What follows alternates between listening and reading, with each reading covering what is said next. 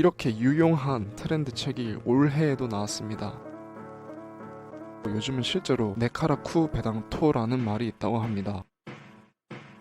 제가 매년 말쯤에 서점에 가면 항상 하는 일이 있습니다. 바로 트렌드 시리즈가 나왔는지 확인하는 것입니다. 그리고 나왔다 싶으면 제일 먼저 읽죠. 저는 여러 권의 책을 한 번에 읽는 스타일이기 때문에 무얼 읽고 있었든 간에 스톱하고 이 책부터 완독하려고 합니다. 그 이유는 트렌드 책이 한 해를 시작하기에 안성맞춤인 책이기도 하지만 내용 자체도 굉장히 흥미롭기 때문입니다. 이미 시중에 나왔지만 내가 잘 모르는 기술을 알아가는 느낌, 그리고 올해 내가 생활하면서 새로 접하게 될 기술들을 알아가는 느낌은 새롭고 설렙니다. 사람이 아는 만큼 보인다고 하죠. 이 책을 읽고 생활을 하다 보면 저런 기술 올해 초에 트렌드 책에서 읽었었지 하는 순간들이 자주 옵니다. 작년에 즉 트렌드 2021을 읽고 생각하고 다녔던 키워드 하나는 내러티브 자본이었습니다. 올해는 이 개념이 적용된 사례를 참 많이 본 것 같습니다. 스스로도 적용하려고 노력했고요. 내러티브 자본이란 결국 이야기가 자본이다라는 키워드입니다. 똑같은 브랜드라도 똑같은 제품이라도 심지어는 똑같은 사람, 유튜버라도 스토리가 있고 내러티브가 있는 쪽이 더 경쟁력 있다는 뜻이지요. 올해는 다른 어느 해보다 나 자신을 브랜딩하라 라는 말을 많이 들었던 해였던 것 같습니다. 많은 기업들도 내러티브를 만들려는 노력을 보여줬죠. 유튜브의 편의점 알바 공감 상황들을 재밌게 구상해서 올린 CU는 2022년 대한민국 광고 대상을 수상하기도 했습니다. 이렇게 유용한 트렌드 책이 올해에도 나왔습니다. 바쁘신 여러분들께 제가 올해 알아둬야 할 트렌드를 정리해드리도록 하겠습니다. 일단 하나씩 들어볼까요?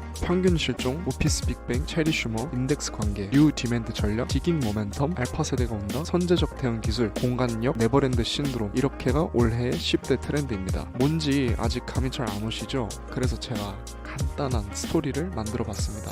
자, 다 같이 상상해주세요. 아침에 일어납니다. 오늘은 새로운 직장에 출근하는 날입니다. 사회생활을 시작하고 벌써 5번째 직장입니다. 요즘은 네이버, 카카오 등의 회사들의 앞글자를 따서 네카라쿠 배당토를 다 거쳐서 더 이상 이직할 회사가 없으면 결국 창업한다는 말이 있다던데 나도 그렇게 되는 게 아닐까 생각합니다. 거실에 나가봤더니 TV에는 BTS의 신곡이 틀어져 있습니다. 어머니가 우리 최애들 신규 뮤직비디오 조회수를 올려줘야 한다면서 요즘 거실은 하루 종일 BTS 노래만 흘러나옵니다. 아빠는 이번에 60만원짜리 신작 레고를 샀다고 엄마한테 혼나고 있네요. 출근 준비를 다 하고 집 문을 나서는데 현관문에 있는 스마트홈이 밤에 비가 예상되어 있으니 우산을 꼭 챙기라고 충고해줍니다. 지하철에 걸어가는 길에 초등학생들이 가방을 메고 틱톡을 찍고 있는 모습이 보이네요. 요즘 애들은 길에서 부끄럼도 없이 저런 영상을 잘 찍는구나 생각합니다. 지하철에 타서 이어폰을 귀에 꼽습니다. 노래는 딱히 고르는 편이 아니고 스포티파이에 들어가서 나를 위한 노래 추천 목록을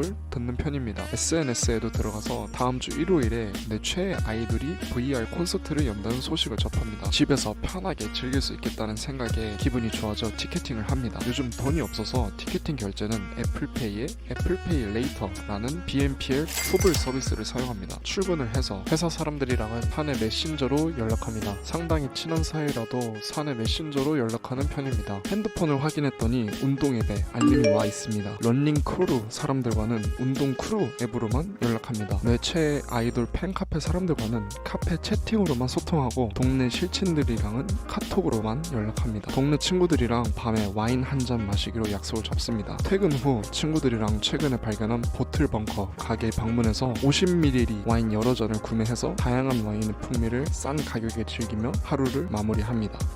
어떠셨나요? 상당히 많은 내용을 짧은 이야기 안에 웃겨 넣느라 이야기가 다소 조잡하기는 한데 이야기를 다시 한번 훑어보며 10가지의 키워드를 하나씩 짚어보도록 합시다. 어느 부분이 어느 키워드를 예시하고 있을까요? 첫째, 오늘이 벌써 5번째 직장이다. 여기는 오피스 빅뱅입니다. 이는 일자리의 모습이 빅뱅 수준으로 바뀌었다는 것인데요. 이는 단지 코로나뿐만이 아니라 임금 노동 같이 하락, 개인주의적 가치관으로서의 변화 등의 여러 요인 때문에 일어난 현상입니다. 이야기에 끼워 소개한 대로 요즘은 실제로 네카라쿠 배당토라는 말이 있다고 합니다. 네이버, 카카오, 라인, 쿠팡, 배민, 당근, 토스 쟁쟁한 IT 기업들을 훑고 결국에는 창업을 한다는 뜻이라고 하네요. 뿐만 아니라 급여보다는 복지가 중요시된 가치관, 프리랜서의 비율이 높아졌다는 사실, 딱딱한 구조에서 벗어나려는 사무실이 전부 오피스 빅뱅에 해당합니다. 다음 장면은 어머니의 BTS 사랑. 이 장면은 디깅 모멘텀입니다. 쉽게 말하면 과몰입입니다. 요즘 사람들은 뭘 파도 대충 파지 않습니다. 아주 깊게 파는 것이 특징입니다. 그리고 그 대상으로 나의 정체성을 형성하기도 하죠. 덕질을 예시로 단순히 아이돌을 좋아하는 것을 넘어서 아이돌의 뮤직비디오를 반복 재생하고 스마트폰 배경화면, 컴퓨터 배경화면을 최애로 설정하고 포스터를 걸어두고 콜라보, 이벤트 아이템들을 전부 알뜰살뜰 구매하며 심지어는 최애가 다녀간 식당을 성지순례하는 것, 이렇게 깊게 파는 과몰입 덕질을 디깅 모멘텀이라고 하는 것입니다. 다음 장면은 아버지의 새로운 취미. 이 장면은 네버랜드 신드롬입니다. 요즘 소비자들이 젊어지고 있다는 것이죠. 옛날에 유행했던 물건들이 유행하고 한소희, 태현 등 유명 연예인들이 차고 나온 몇천원짜리 유아 장신구, 프린세스 목걸이 세트가 품귀 현상이 일어나고 잠실 한복판에는 귀여운 핑크색 곰돌이가 등장하는 등 멋지다 라는 말보다 어려 보인다가 더 궁극의 칭찬이 되어버린 지금의 상황을 네버랜드 신드롬이라고 합니다. 다음 장면은 동네 초등학생들의 틱톡 촬영인데요. 이 장면은 실제 저의 경험담입니다. 그리고 이 장면의 키워드는 알파 세대가 온다입니다. 알파 세대란 MZ 세대를 지나 2010년대생 이후를 일컫는 말입니다. 책에서 제시된 흥미로운 문제가 있는데요. 같이 한번 풀어보시죠. 알파 세대는 오프라인 소비보다 온라인 메타버스에서 더 많이 소비할 것이다. 답이 무엇일까요? 답은 당연히 X입니다. 라고 저는 생각했는데 답이 오더라고요. 우리는 알파 세대 하면 로블록스에서 소비하고 가상화폐에 능할 이미지를 그리는데 실상은 온라인으로 소비하면 집에 도착한 택배를 부모님이 확인할 수 있기 때문에 오히려 오프라인 소비를 선호한다고 합니다. 한 문제 더 나갑니다. 알파 세대는 문자 메시지보다 카카오톡을 더 자주 사용할 것이다. 이제 눈치채신 분들은 X라고 생각하셨겠죠. 맞습니다. 그 이유는 알파 세대들이 자주 이용하는 키즈폰에 부모님들이 핸드폰 과사용이나 왕따 문제, 사이버 폭력을 우려하여 카카오톡을 잘 깔아주지 않기 때문이라고 합니다. 그래서 알파 세대들이 카톡보다는 페이스북이나 인스타를 선호한다고 하네요. 정말 알파 세대는 알다가도 모르겠습니다. 이 외에도 틱톡 사용 비중의 증가, 경제 교육 중요성의 강조, 부모들의 가치관 변화 등이 알파 세대의 다른 특징들입니다. 다음 장면은 스포티파이에서 나만의 노래 추천 목록을 제공받는 장면입니다. 이 부분은 책을 읽으면서 개인적으로 주의 깊게 읽었던 부분인데요. 바로 평균 실종입니다. 이 평균 실종이라는 말에는 세 가지 의미가 들어가 있습니다. 양극화, N극화, 단극화. 양극화. 요새는 많은 것들이 양극화 되어가고 있습니다. 정치 성향의 양극화부터 시작해서 빈부격차, 즉 경제 양극화, 심지어 학력도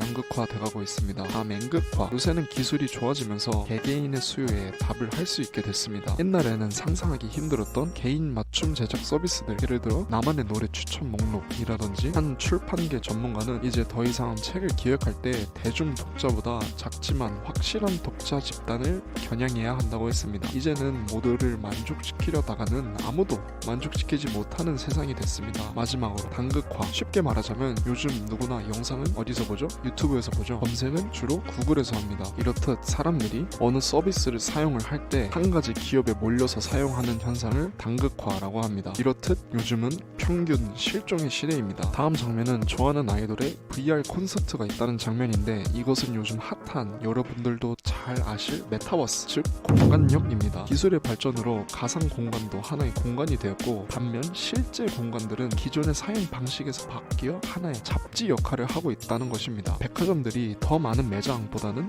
더 많은 이벤트 시설이나 편의 시설을 배치하려고 하고, 따닥따닥 자리 붙은 카페들보다 넓은 공간의 카페들이 많아지는 이유입니다. 다음은 바로 이어지는 애플페이의 애플페이 레이터 서비스로 보여준 뉴 디맨드입니다. 사실 이 키워드는 매년 이슈라고 해도 과언이 아니죠. 매년 소비자들의 니즈는 바뀌고 기업들이 빠르게 그 니즈를 파악하고 만족시키도록 노력합니다. 소비자들의 니즈를 만족시킨다 해서 뉴 디맨드인데요. 그 예시로 요 몇 년 동안 구독 결제 시스템이 유행이었죠. 이와 같이 우리나라 사람들은 아직 익숙하지 않겠지만 해외에서는 이전에 구독 결제 시스템이 유행했던 것과 비슷한 양상으로 후불 결제 시스템이 떠오르고 있다고 합니다. 다음은 인덱스 관계입니다. 요즘은 기술과 시대가 바뀐 만큼 사람을 대하는 방식도 많이 바뀌었습니다. 옛날처럼 모든 사람과 원만한 관계를 유지하려고 크게 노력하지 않죠. 그리고 관계를 가지더라도 선을 정해두는 경우가 많습니다. 이를 파일을 정리할 때 붙이는 인덱스를 빗대어서 인덱스 관계라고 하는 것이죠. 예를 들어 밤에는 같이 게임하는 게임 게임 친구, 같이 일주일에 한 번씩 만나서 같이 배드민턴을 치는 운동 친구, 회사 안에서는 상당히 친하지만 퇴근하고서는 잘 보지는 않는 회사 친구, 이런 식으로 말이죠. 마지막 장면은 소용량 와인을 마시는 체리 슈머입니다. 요즘 소비자들을 체리 슈머라고 하는데요, 나쁘게 말하면